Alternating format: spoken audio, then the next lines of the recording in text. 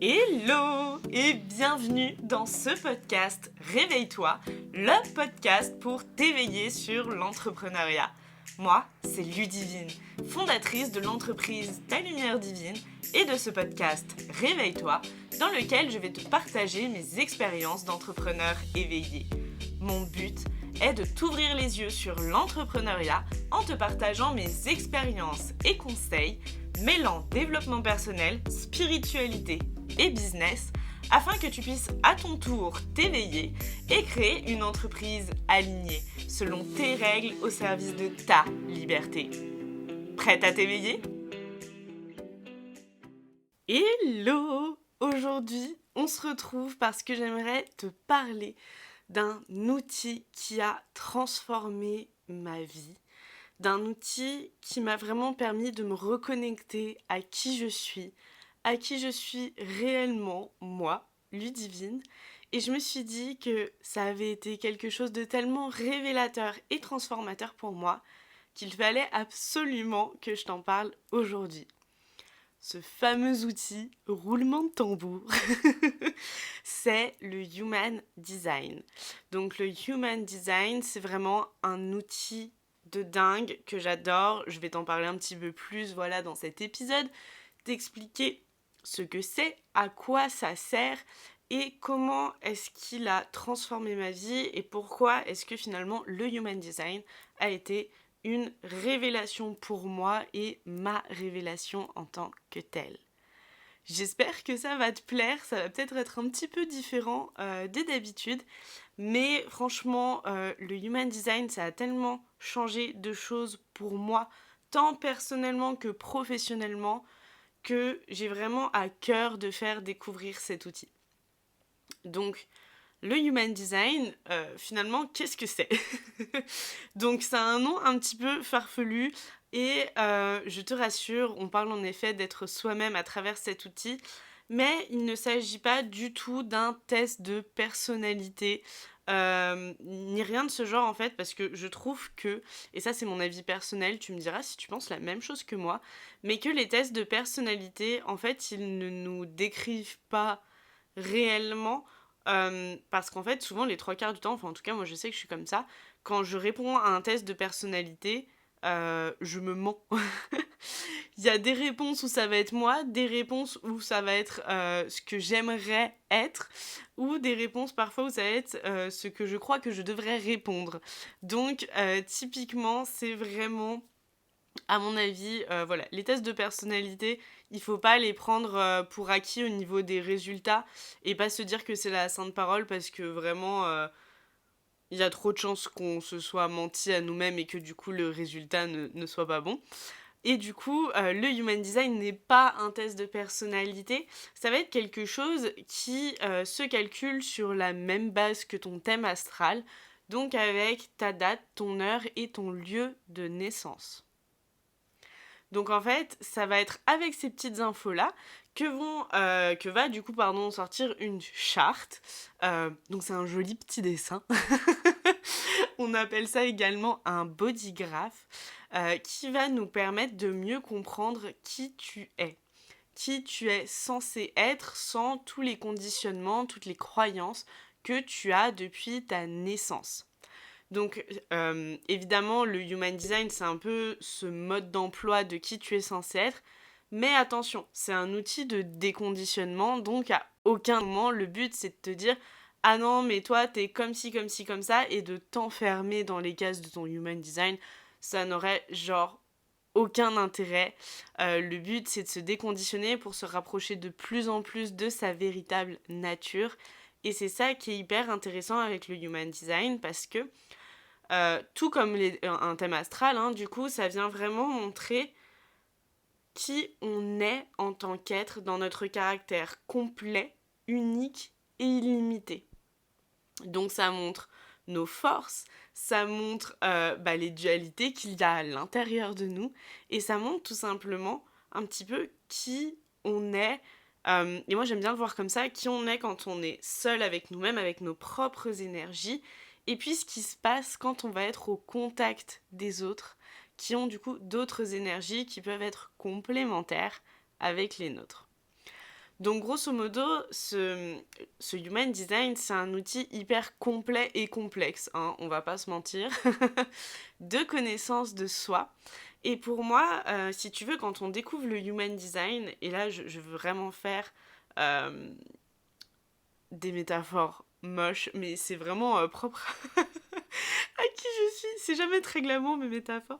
Mais grosso modo, tu sais, c'est un petit peu comme si t'étais un oignon.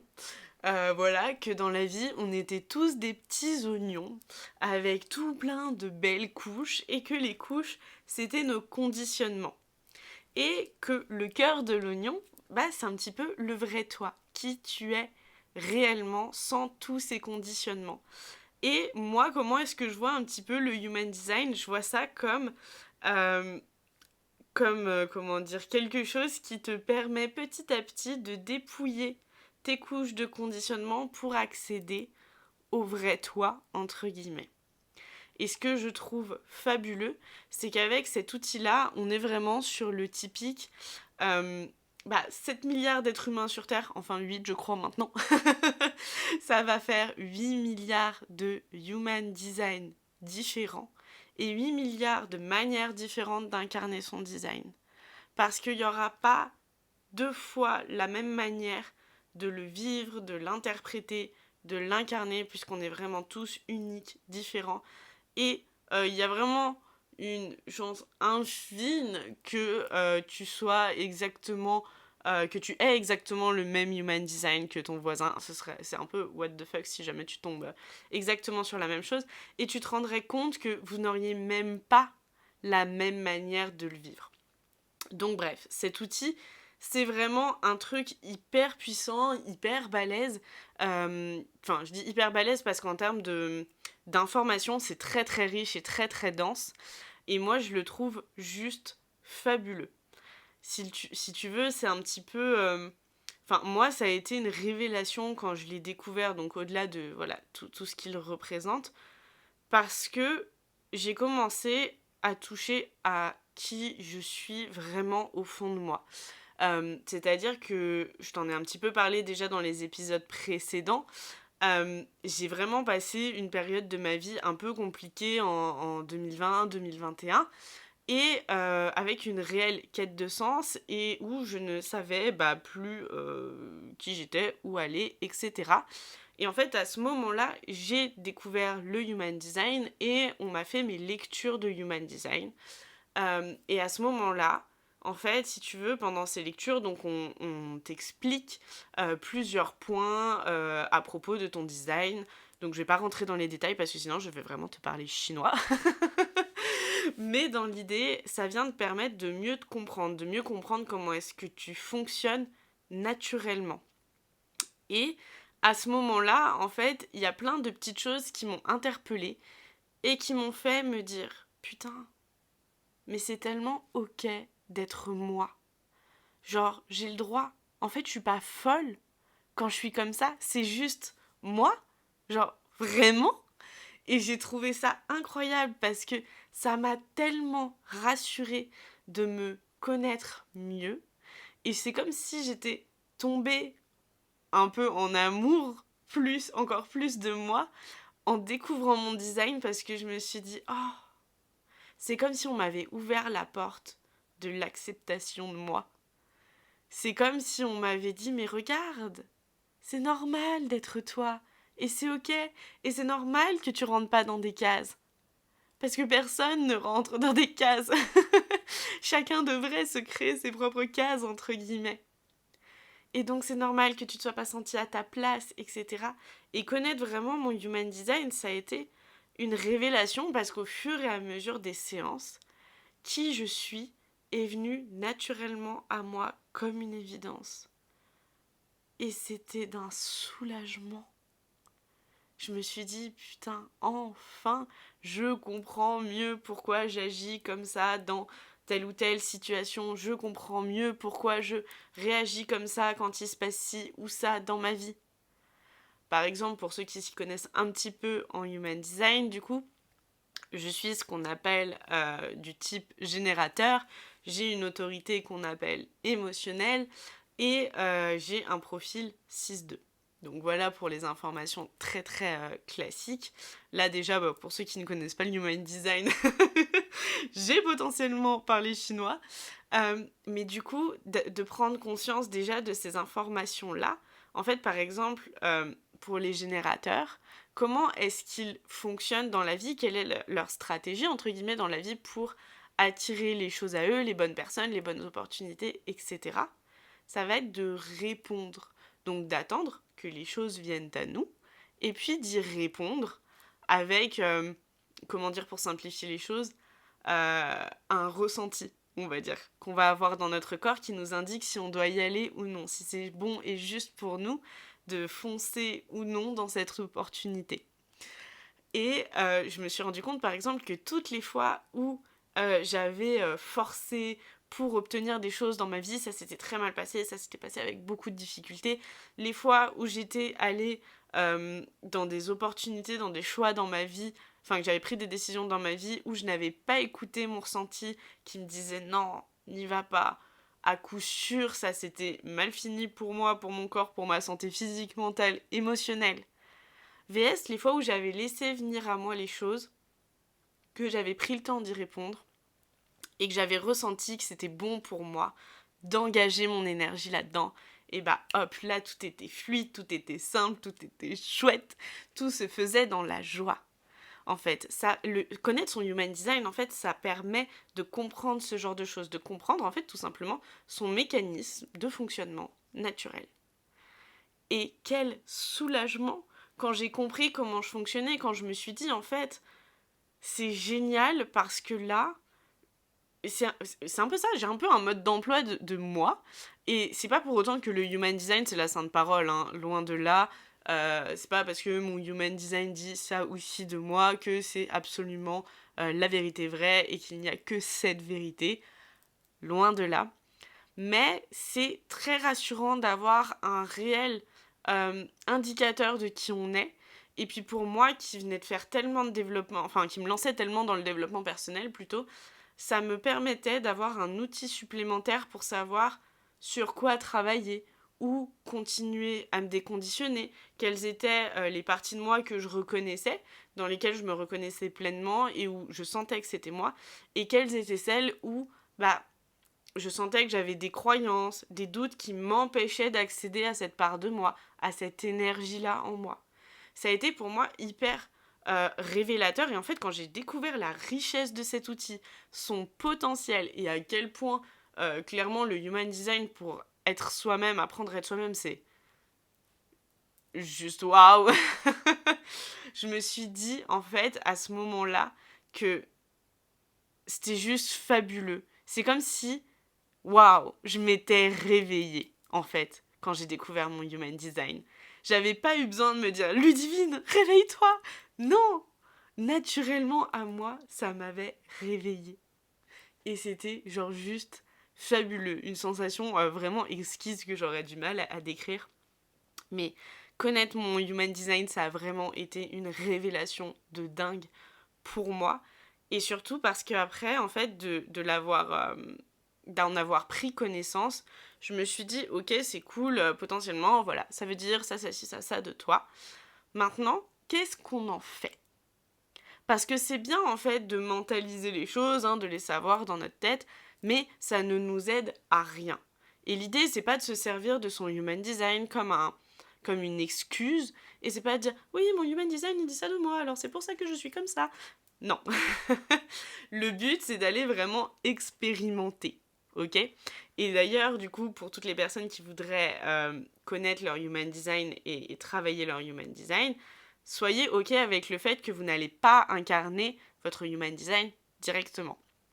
Ok? Et si jamais tu as envie d'ailleurs de connaître ton human design et de travailler dessus, d'apprendre à mieux te connaître et te déconditionner, pour ça, tu as mon accompagnement individuel comme une évidence, et j'utilise aussi le human design dans la partie business de mes accompagnements, donc avec Make It Possible, et dans le business, le human design, on adore.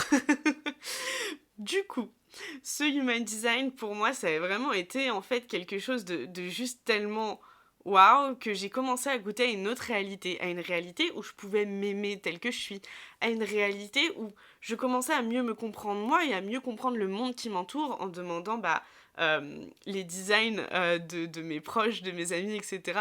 Donc j'étais vraiment fanat du truc quand je l'ai découvert et c'est-à-dire que quand j'ai rencontré mon copain, avant même de savoir trop grand-chose sur lui, je lui ai dit tout de suite: S'il te plaît, tu me donnes ta date, ton heure et ton lieu de naissance, je voudrais voir un peu ton human design. Et ça m'a permis de beaucoup mieux le comprendre et de beaucoup... euh, Enfin, de communiquer beaucoup plus simplement avec lui dès le début de notre relation parce que je le comprenais mieux.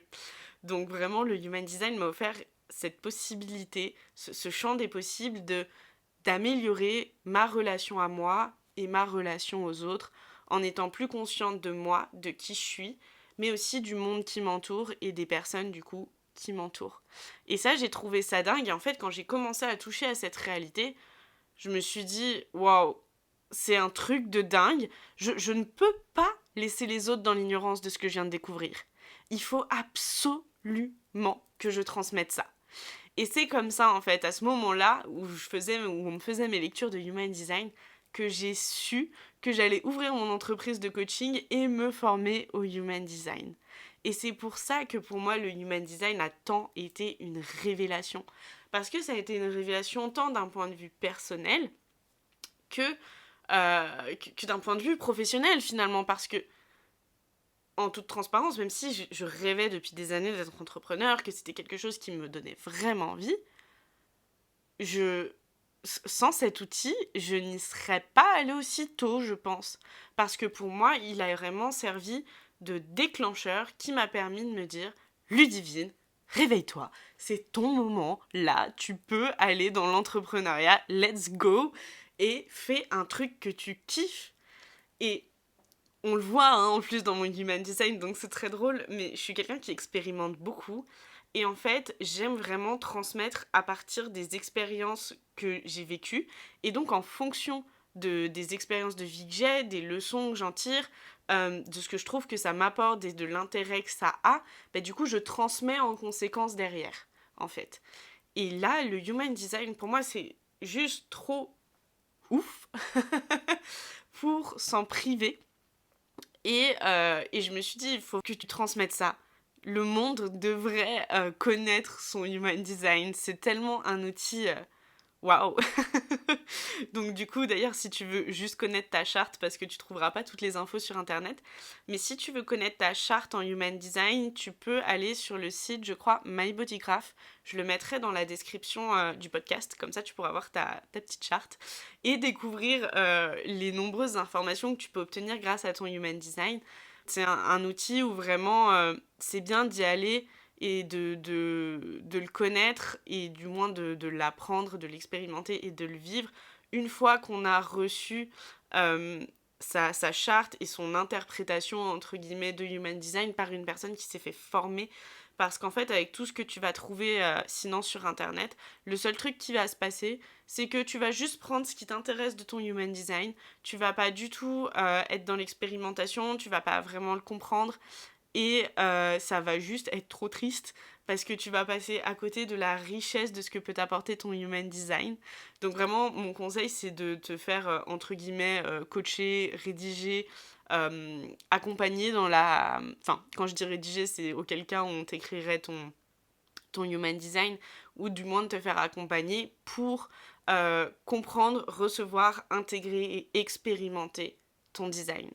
En tout cas, moi, c'est vraiment la clé, c'est-à-dire qu'aujourd'hui, j'ai énormément d'informations sur mon human design, je me suis formée à ça, donc je le comprends de mieux en mieux chaque jour, mais ce n'est pas pour autant que aujourd'hui j'incarne totalement tout mon design et je ne comprends d'ailleurs actuellement pas encore tout mon design. Il m'est bien plus facile de comprendre celui des autres que le mien. Mais également parce que je me suis formée à une partie sur le Human Design et pas à tout sur le Human Design parce que vraiment c'est un outil très très complet, très très complexe, très très dense, très riche en informations. Et aujourd'hui, les informations que j'ai à moi me suffisent dans ce que j'ai envie d'en apprendre à l'instant T, ce que j'ai besoin de savoir et ce que j'ai envie de transmettre à mes clientes à travers mes accompagnements. Donc pour l'instant, voilà, c'est nettement OK les connaissances que j'ai sur le human design, mais pour te dire que c'est quelque chose de tellement riche que tu n'as jamais fini d'en apprendre sur ton human design, peu importe ton étape de vie, peu importe où tu en es dans la connaissance de ton human design, puisqu'il y a des choses qui se révèlent avec le temps. Et puis c'est pas, voilà, c'est pas genre pouf, hop, oh j'ai appris mon human design, ça y est, je le connais, je m'incarne, tout est tout beau, tout rose. Non, parce que bien souvent, il y a énormément de choses à déconditionner pour pouvoir accéder aux énergies qu'on a en nous. Et donc, ça demande du temps. Et puis, il y a des fois où on va vraiment être aligné, on va se sentir bien, et ça va complètement refléter notre human design. Il y a des fois où on va complètement être désaligné et on va comprendre rapidement, une fois qu'on connaît, qu'on intègre, qu'on expérimente en conscience son human design, et se dire ok, là je suis pas alignée, mais parce que sur tel ou tel point je me suis pas respectée, j'étais pas dans mes énergies, j'ai pas fait ci, entre guillemets, sans se culpabiliser, hein, mais c'est plus une espèce d'analyse qui va permettre de comprendre rapidement quand est-ce qu'on est plus ou moins aligné. Et pour être aligné, il n'y a pas besoin de tout connaître sur son human design. À mon sens, il y a besoin de connaître les informations de base, indispensables, qui sont celles que je transmets dans mes accompagnements. Et du coup, c'est vrai que le human design, pour moi, ça a été hyper révélateur, tant d'un point de vue personnel que professionnel. Donc moi, je me découvre chaque jour, je me redécouvre chaque jour et j'expérimente de nouvelles facettes de mon human design en fonction de plein de choses, en fonction de certaines choses que je vis, que je traverse, en fonction de certaines périodes. C'est très très drôle de voir les énergies sur lesquelles je peux compter vraiment 24/7 et celles qui sont complètement fluctuantes et qui vont un petit peu parfois dépendre des gens qui sont autour de moi. Donc c'est hyper marrant à observer. Et puis même professionnellement, ça m'a donné beaucoup d'orientation pour mon entreprise en fait. Pour comment structurer mon entreprise en fonction des énergies que j'avais en moi, que j'ai du coup toujours en moi, en fonction de celles sur lesquelles voilà, je peux compter 24/7, celles sur lesquelles je peux pas compter tout le temps parce qu'elles sont plus en mode aléatoire, entre guillemets, pas constante en moi, et de mieux me connaître à travers cet outil-là, vraiment, ça m'aide au quotidien dans mon entreprise à me gérer moi, à gérer mon business, à comprendre la structure qui est potentiellement la plus intéressante pour moi, et puis surtout à tester, à expérimenter, puisque la clé, c'est vraiment ça. Tester, expérimenter pour voir si, quand on fait quelque chose qui a l'air d'être plus aligné à son design, est-ce que c'est ok? Est-ce qu'on se sent bien? Est-ce que ça nous paraît plus fluide? Est-ce qu'on se sent mieux dedans? Oui ou non, en fait. Et auquel cas, c'est non, c'est pas grave, on teste autre chose, on expérimente autre chose, et la vie, de toute façon, c'est expérience. Donc, autant prendre le temps de tester de nouvelles choses, d'expérimenter de nouvelles choses. Moi, je le vois avec mon design, par exemple, je disais tout à l'heure que pour prendre des décisions, c'est intéressant, enfin, pour moi du moins, de me connecter à mes ressentis. Et mes ressentis, moi, qui se localisent vraiment dans mon bas-ventre. Donc, pour ceux qui regarderont en vidéo, vous comprendrez peut-être mieux ce podcast, ce que j'ai expliqué. Mais grosso modo, c'est une sensation. Quand je sens que je suis appelée, entre guillemets, par la vie, ou qu'on me demande quelque chose de manière très formelle, je vais pouvoir ressentir à l'intérieur de moi si c'est un grand oui ou un grand non. Donc en gros, si mon énergie, elle m'invite à aller dans cette direction ou non. Quand mon énergie, elle m'invite à aller dans cette direction, souvent, en fait, je le sens, c'est mon énergie du bas-ventre qui me pousse vers l'avant, qui me pousse à aller vers l'action, en fait, à investir mon énergie là-dedans. Et là, je sais que c'est un grand oui. Et souvent, ça me donne un petit peu de chaleur. Et quand je le verbalise, ce serait un peu genre un genre un chouette. Et à contrario, quand c'est un non, je sens toute mon énergie se nouer dans mon ventre et mon corps se reculer, presque se tasser. histoire de dire genre, meuf, n'y va pas. Et du coup, en termes de son, bah c'est un peu ce genre, non, n'y va pas. Mais pour moi, il y a quelque chose qui va être très important que je check avant de donner ma réponse. Ça va être de vérifier mon état émotionnel, c'est-à-dire si je ne suis pas en haut ou en bas émotionnel, que je sois relativement neutre. Et donc mes réponses ne se trouvent pas forcément dans l'instant T, ce qui peut parfois être très frustrant. Mais du coup, c'est quelque chose d'intéressant et qui m'a permis au fur et à mesure d'apprendre à faire les meilleurs choix pour moi. Et plus je me fie à mes ressentis, donc ce qui est intéressant, c'est que le human design, ça demande vraiment d'être conscient de soi, de s'aimer tel qu'on est, mais de vraiment se connecter à son corps, de revenir à son corps pour comprendre qu'est-ce qui se joue à l'intérieur de soi.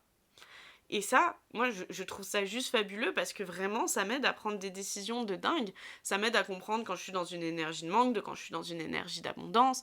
Ça m'aide à comprendre qu'en effet, quand je prends une décision parce que je suis trop hype ou que je suis complètement en down, clairement, c'est pas là où je prends les meilleures décisions pour moi.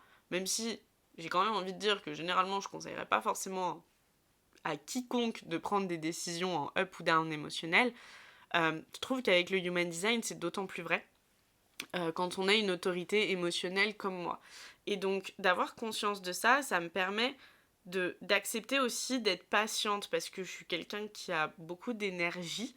J'aime que les choses aillent vite, mais je dois comprendre que je ne suis pas là pour initier non plus constamment 36 000 actions et que mon job, entre guillemets, c'est de répondre à la vie, répondre aux choses, aux gens, etc. Donc, pour recevoir ces espèces d'appels, de demandes, bah, si je suis constamment en train de produire, il n'y a aucun moment où je peux recevoir et répondre. Donc pour que les choses elles se passent de manière fluide, agréable pour moi, bah, c'est aussi intéressant que j'apprenne à créer de l'espace et à être patiente. Voilà typiquement ce en quoi le human design peut aider. Ça aide à comprendre aussi également plein d'autres comportements et perceptions qu'on peut avoir, réactions également. Mais pour moi, c'est vraiment une clé dans la connaissance de soi et une clé quand on est entrepreneur pour comprendre comment respecter ses propres énergies dans son entreprise. Parce que sinon, on a vite fait de se cramer les ailes et de partir en cacahuète. Et pour faire comprendre qu'on peut connaître son human design et pas forcément le respecter et l'incarner, il n'y a qu'à voir mes premiers mois d'activité. J'ai beau être un générateur, du coup, avoir beaucoup d'énergie. Je ne me suis tellement pas respectée, je n'ai tellement pas respecté les énergies à l'intérieur de moi que je me suis quand même cramé les ailes. Ok. Donc, ça demande vraiment de la conscience et ça prend du temps d'incarner son design. Donc, c'est ok de faire des erreurs, c'est ok que tout ne soit pas fluide tout de suite. Mais vraiment, aujourd'hui, si tu as envie d'apprendre à mieux te connaître, si tu as envie de pouvoir développer ton entreprise dans une meilleure harmonie de vie, donc avec du respect de toi dans le pro, dans le perso, franchement, je ne peux que te recommander d'apprendre à connaître ton human design. Et vraiment, moi je trouve cet outil fabuleux. Et parce qu'en fait, il va tellement t'aider quand je dis sphère privée en soi, c'est que plus tu vas apprendre à connaître ton human design, à l'expérimenter, à le vivre, à l'incarner, plus tu vas te réaliser de manière plus simple et plus fluide dans toutes les sphères de ta vie. Donc en fait, c'est vraiment un outil qui est hyper 360 et qui va vraiment pouvoir t'aider. Donc c'est vrai que cet outil, pour moi, c'est un peu mon outil fétiche. En plus, il comprend de l'astrologie dedans. Donc, c'est génial quand on a son thème astral à côté, de faire les liens avec le human design et puis de voir les petites choses qui se regroupent, les petites choses qui sont différentes parce que c'est différent de l'astro puisque ça comprend aussi d'autres pratiques, le human design. Bref, c'est vraiment un truc de dingue, mais moi, je l'adore parce que comme outil de connaissance de soi, il est juste fabuleux, incroyable et il te sert en tant qu'être humain dans toutes les sphères de ta vie et en tant qu'entrepreneur pour calibrer son business, pour mieux comprendre sa relation à l'entrepreneuriat, etc. Vraiment, je le trouve incroyable. Donc, si tu as envie de découvrir un petit peu plus ton human design, c'est vrai que moi aujourd'hui, je ne fais plus de lecture de human design simple parce que je trouve pas ça pertinent. Souvent, on n'est pas prêt à recevoir son human design correctement et on va pas savoir comment se déconditionner des choses, hein, parce qu'il faut savoir qu'une lecture de human design, ça t'apporte des choses à titre informatif. Même si je te donne quelques conseils, ce n'est pas un coaching. Et donc, moi, aujourd'hui, je me retrouve plus dans ce truc de faire des lectures de human design. Il y a plein de gens qui le font. Moi, je sais que ça ne me parle absolument plus. Et la manière dont j'aime le faire, c'est en accompagnement, en préparant, entre guillemets, à recevoir son human design. Du coup, avec une partie, donc, pré-human design, une partie un peu lecture de human design, et une autre partie, on va dans le déconditionnement pour aider à incarner son design. Donc vraiment, ça se fait, c'est ce que je fais dans mon accompagnement individuel qui s'appelle Comme une évidence, parce que vraiment, le but, ça va être de t'aider à être pleinement toi-même dans cet accompagnement-là. Et donc, je ne me voyais absolument pas créer cet accompagnement sans le human design, sachant d'autant plus que cet accompagnement, c'est ma transformation aussi à partir du moment où j'ai rencontré le human design. Donc clairement, il ne pouvait pas y avoir de comme une évidence sans le human design, puisque d'ailleurs, c'est quand j'ai rencontré cet outil-là que qui je suis est venu naturellement à moi comme une évidence, et c'est ce qui m'a donné le nom de ce programme par la suite quand j'ai cherché à le créer. Je me suis dit, mais oui, ce programme, c'est comme une évidence, parce qu'au sein de ce programme, qui tu es vient à toi comme une évidence. Tu te réalises comme une évidence. Tout devient fluide comme une évidence. Tu as toutes les réponses en toi qui émergent comme une évidence. Donc, clairement, je ne voyais pas cet accompagnement sans cet outil. Et aujourd'hui, je l'utilise également du coup dans mon accompagnement qui est plutôt Life and Business, qui s'appelle Make It Possible, où là, on vient vraiment travailler et sur toi et sur ton entreprise pour qu'il y ait plus d'harmonie. Et donc, on vient utiliser le Human Design pour t'aider toi en tant que personne, puis aussi en tant qu'entrepreneur, et comprendre quelles sont les stratégies qui sont les plus adaptées en fonction de qui tu es, de tes objectifs et de tes énergies. Donc clairement, c'est un outil incroyable que j'adore, et d'ailleurs, tu me diras en commentaire, en retour de ce podcast, si tu as envie que je fasse un épisode de podcast sur mon human design pour t'expliquer un petit peu plus qui je suis à travers cet outil, et je ferai en sorte de le vulgariser pour ne pas parler chinois, c'est promis. Donc tu me diras si ça te plaît et si t'en as envie. En tout cas, pour ce qui est de mes accompagnements, comme d'habitude, tu peux soit me contacter sur Instagram à talumieredivine.coaching si ça t'intéresse, ou encore te rendre directement sur mon site internet talumieredivine.fr où tu retrouveras toutes les informations relatives à ces deux programmes individuels. En tout cas, voilà ce pourquoi le Human Design est vraiment mon outil fétiche, un outil que j'adore, qui a été ma révélation en 2021 et qui aujourd'hui a toujours une place aussi chère dans mon cœur qu'à ses débuts. Donc c'est un outil que j'aime d'amour vraiment très fort et que je ne peux que te conseiller et te recommander, parce que pour apprendre à te connaître, pour te sentir mieux avec toi-même, pour t'aimer, pour apprendre à t'aimer sous toutes tes parts, dans tes dualités, etc. C'est vraiment un outil fabuleux et qui pour moi se révèle être un réel guide. Mais voilà, sous petit warning, ne pas le prendre pour la sainte parole pour autant et ne pas se conditionner en fonction de son design. Voilà en tout cas pour le Human Design qui est un outil de dingo que j'adore. J'espère que cet épisode t'aura plu et puis c'est tout pour moi pour aujourd'hui. Merci d'avoir écouté cet épisode. S'il t'a plu, n'hésite pas à partager tes ressentis sur Apple Podcast et tu peux aussi m'envoyer un petit message sur mon compte Instagram talumieredivine.coaching, ça me fera toujours plaisir. Et c'est d'ailleurs sur ce compte que je te partage mon quotidien d'entrepreneur et que tu peux retrouver mes offres du moment. Encore merci pour ton écoute et réveille-toi!